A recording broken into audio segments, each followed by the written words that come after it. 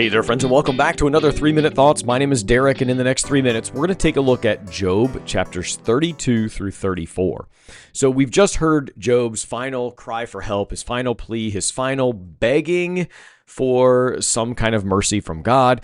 And now we have this other character, a new one. Remember, he had his 3 friends who all tended to weigh in with their own personal opinions of why Job was struggling the way he was. Well, now we have in the picture another character. Now, his name is Elihu, and he's not one of Job's close friends. Rather, he is a young man who is not necessarily someone that you would normally think would weigh in on a situation like this. So Elihu's going to speak for the very first time in chapter 32. He talks about how he's frustrated, not only with Job and his constant complaining, but also with his 3 friends who are, well, anything but friendly.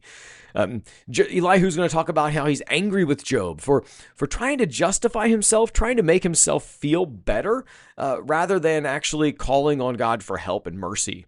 And Elihu's going to admit that he's young and he doesn't really have a place of authority here, but he's going to insist that wisdom comes from God's Spirit, not from age. And so he's going to lean into the idea that he is speaking kind of as an impartial judge in a manner of speaking, claiming that his motives are pure and his perspective is going to be unbiased.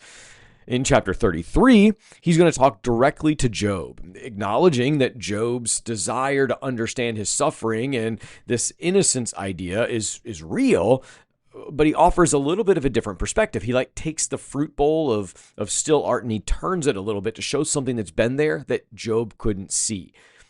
He's going to go on to continue and speaking that God speaks to mankind, Job, in various ways, using dreams and visions and even suffering as a way of communicating with us. And God's purpose is to teach us and turn his people from sin back to the grace that God alone offers. So he's going to continue to emphasize that suffering is actually a form of discipline and correction meant to save us from even greater harm.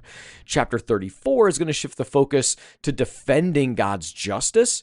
He's going to rebuke Job for implying that God is unjust. Remember, Job's been complaining that God isn't being just in how he's dealing with this. But Elihu's saying, no, actually he is, and his justice in this case is demonstrated by God's sovereignty, and he's going to emphasize that God governs the world with impartiality, and he sees all human actions simultaneously, and we are trapped in this finite moment. All right, that's all we've got time for today. Be well, friends.